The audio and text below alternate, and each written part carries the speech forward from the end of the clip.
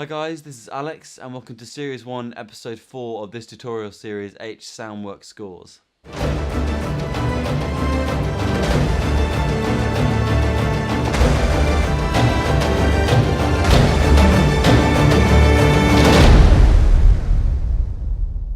In this episode, I'm going to be covering the second section of this rescore, including things like harmony, instrumentation, arrangement, and more, talking you through both the theoretical and compositional aspects. So let's go. So I started this second section with the main piano part, and I actually turned to first species counterpoint to kind of come up with a very basic harmonic progression that I wanted to use, then build upon and kind of like embellish and things like that. So so I wrote a cantus firmus and then I wrote a counterpoint on top just to kind of see how it works, build up like a basic progression and work from there.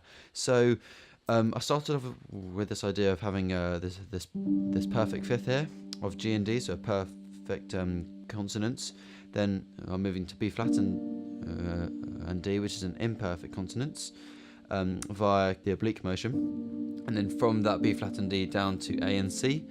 So it's an imperfect to an imperfect consonance that I wanted to kind of use, and also use the parallel motion as well. So from B flat and D to A and C, and then from that A and C I go back to that G and D, so back to that perfect fifth, and that was just a very, very basic thing I used just to kind of have it there and build upon it and utilize like other chord tones and embellishments and things like that. So the first thing I did, I didn't actually change much of that first chord, apart from incorporating some nice kind of eighth notes or quavers, and then from there I moved to that B flat and D. But from that B flat and D I keep this G in here, so having that G minor chord still, and then using that top B flat. So I've got from this,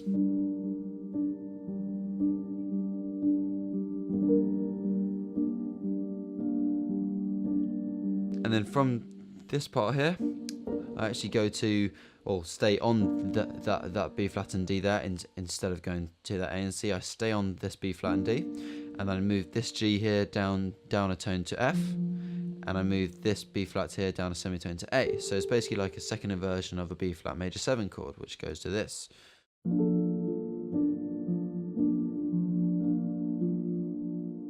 And then from there I go to that A and C there, so I've kind of switched it around a bit. So that A and C I harmonise into a diminished triad, and then from that diminished triad I have that root on top. So it hasn't got like a 7 that's not half diminished or an A minor 7 flat 5 or anything like that. It's just this triad here, A flat C E with that A on top. So I came up with this.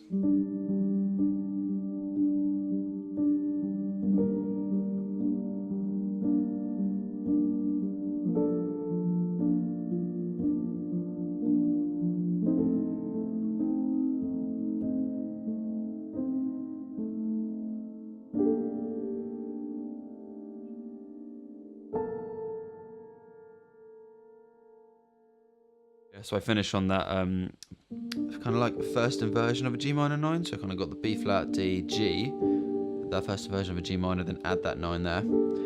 I hold that for a bit, and then B flat and A. So that's semitone right there, that minor second. Just kind of holding that.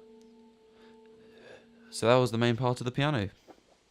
So on top of this piano part, the cello is playing a very simple melody on top. It's using that free cello I downloaded, the Pocket Blouse or Blackus, I'm not sure how you say it. But yeah, it's just utilising all the relevant chord tones that the piano are playing. It's got a very nasally, old-fashioned quality to the sound that I really, really like, particularly for this Crime and Drama series. So yeah, I'm going to play it now. It's very simple, but yeah, you can hear it in context in the actual full title sequence.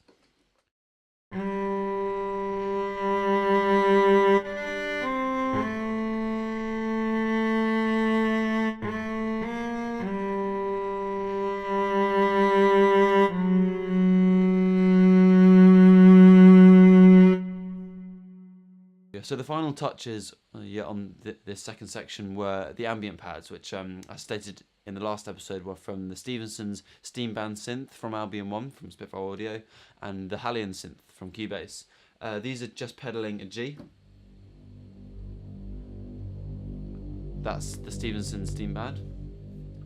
And then here's the Hallion. So that combination really offered like a really nice sub and low end, and just kind of increased the mysteriousness and tension of the whole piece. So I used those two. They're just holding a G, which kind of offers a little bit of ambiguity. Like when I'm playing that B flat major 7 with the F in the bass and the piano, and that's still holding that G. That kind of that major second gives a little bit of ambiguity there, and then it hits the F sharp right at the end there as well. So that was the final touches on the second section for this rescore. So that's it for episode 4.